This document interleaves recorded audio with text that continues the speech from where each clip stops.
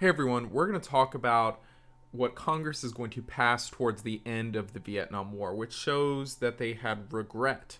And they had regret specifically over this law right here, the law called the Gulf of Tonkin Resolution. Remember, this law is essentially going to give the president more power to do pretty much whatever he wants in the war. So Congress is going to say, here, Mr. President, specifically President Johnson, you can do what you feel is necessary to stop the invasion of the North Vietnamese, to roll back communism, to win the Vietnam War, in other words. And what does President Johnson do? He chose to escalate the war, intensify it, and send hundreds of thousands of troops. Remember, the text of this said Congress approves and supports the determination of the president as commander in chief to take all necessary measures to repel any armed attack against the forces of the United States and prevent further aggression.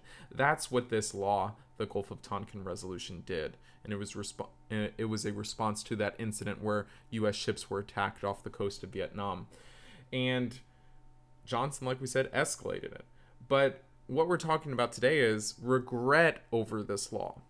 So what this led to, essentially, was negative things for the American people.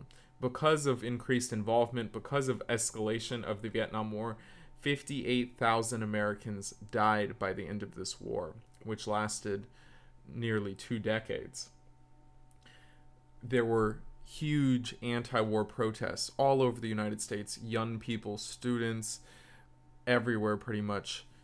Protests said, bring our soldiers home. Don't draft us for war. People are dying over there.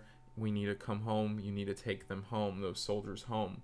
And remember, the Pentagon Papers came out, which showed that the government was basically lying to the American people, lying about the involvement, about the want and need to essentially send troops before troops were even sent in, before there was even discussion. President Johnson famously said he would not send in troops, and ultimately did. And the Pentagon Papers showed that he wanted to send troops before he even promised that he wouldn't.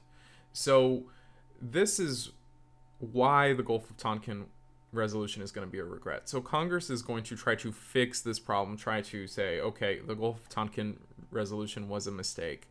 So instead, now, towards the end of the war in 1973, they're going to pass the War Powers Act, which is going to essentially replace the Gulf of Tonkin Resolution. So what this is going to do, instead of increasing the power of the president, it's going to limit the power of the president.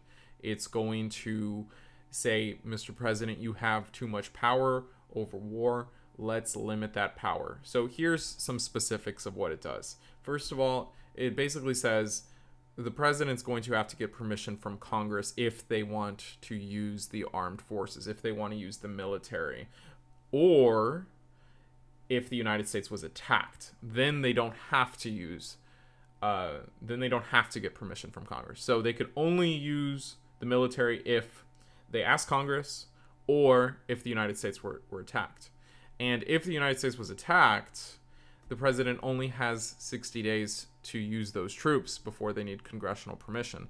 Or if Congress gives them permission, then they have to renew that permission after 60 days to do so. So other than that, if those 60 days go by, then Congress can remove those troops if they so desire. So essentially, the War Powers Act is this goal to limit the power of the president. They saw that the president got the American people into big trouble in Vietnam, lots of American deaths, lots of resentment and anger by the American people, and lots of lies and secrecy amongst the government. So the War Powers Act is trying to make sure these types of things, don't happen again. Make sure that we don't get involved in this long war that ultimately we're going to lose. So that's the difference between these two, and they're really key to understanding the relationship between Congress and the president during this Vietnam War era. Hope you learned something today, guys. Thanks.